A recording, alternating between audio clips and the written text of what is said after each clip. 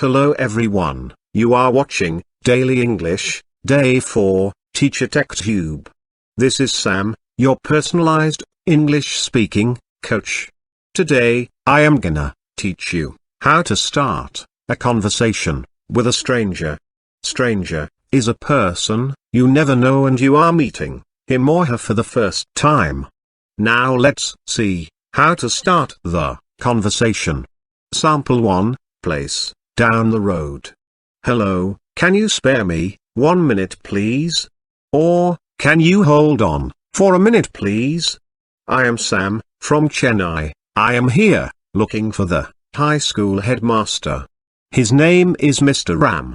Do you have any idea where his house is? Please help me to find it.